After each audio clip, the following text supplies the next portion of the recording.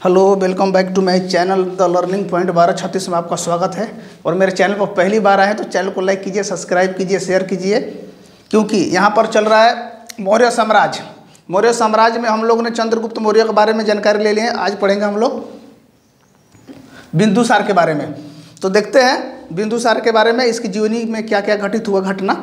और मेरे चैनल को पहली बार है तो चैनल को लाइक कीजिए, सब्सक्राइब कीजिए, शेयर कीजिए, ठीक है। तो देखिए, बिंदुसार जो था ना, चंद्रगुप्त मौर्य का उत्तराधिकारी था। चंद्रगुप्त मौर्य का उत्तराधिकारी था। जब चंद्रगुप्त मौर्य को श्रवणबेलगोला यानी कर्नाटक में इसकी जब मृत्यु हुई 298 ईसा पूर्व में ना, तो ये मगध के बिंदुसार मगध के गद्दी पर बैठे, क्योंकि उसका ये उत्तराधिकारी था। तो ये उसके गद्दी बैठ गया। कैसे? जैन ग्रंथों के अनुसार, ये जैन ग्रंथों के अनुसार ये गद्दी पर बैठ गया। तो बैठते ही इसे शीसेन कहा गया। गद्दी पर जो बैठा था इसे शीसेन की उपाधि से सम्मानित किया गया। उसके बाद इसे अमित्रघात यानी शत्रु विनाशक भी कहा गया है, ठीक है। और ये जो था, देखिए, ये जैन ग्रंथों के अनुसार तो गद्दी पर बैठा, लेकिन ये आजीवक संप्रदाय का अनुयायी था। बिंदुसार जो था आजीवक संप्रदाय का अनुयायी था। साथ में देखिए, आयु पुराण में इसे भद्रसार भी कहा गया है, यानी भद्रसार को कह सकते उपनाम वारिसार भी भद्रसार कहा गया है। आयु पुराण में भद्रसार, ऐसे इसकी उपनाम जो अमित्रघात, जो इसका अर्थ होता है शत्रु विनाशक। और ये जैन धर्म का ग्रंथों के अनुसार ये गद्दी पर बैठा था 298 ईसा पूर्व में। लेकिन ये जो आजीवक संप्रदाय का क्या था? अनुयायी था। देखिए, स्ट्रेबो के अनुसार एक लेखक था इसके टाइम में, मौर्य साम्राज्य के समय, स्ट्रेबो के अनुसार जो सीरियन नरेश था ना, उसने अपना एक राजदूत बिंदुसार के दरबार में भेजा।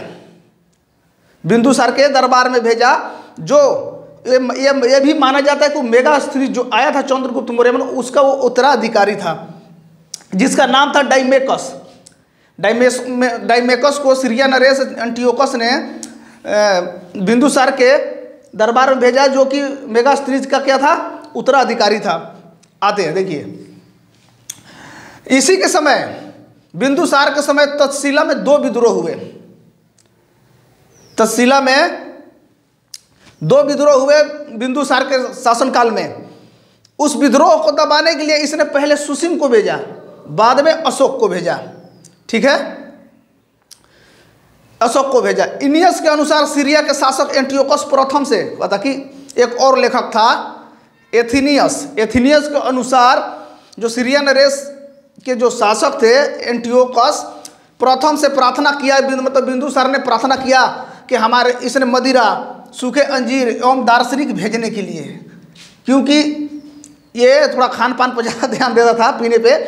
तो क्या किया कि इसके शासनकाल में इसने क्या, सीरिया नरेश एंटियोकस थे जिन्होंने अपने राजदूत भेजा था डाइमेकस, जो कि क्या बोलते हैं, तो इसने बिंदुसार ने क्या किया, उससे अनुरोध किया, यानी प्रार्थना करके, मतलब मांगा, प्रार्थना किया कि मेरे लिए कुछ भेजवा दो वहाँ से गिफ्ट में। तो वहाँ से मदिरा, सूखे अंजीर एवं दार्शनिक भेजवाया उसने इसके शासनकाल में, बिंदुसार के शासनकाल में। देखिए, बौद्ध विद्वान तारकनाथ का नाम सुना होगा आपने। बौद्ध विद्वान एक था तारकनाथ। उसके अनुसार जो बिंदुसार था ना, 16 राज्यों का विजेता था।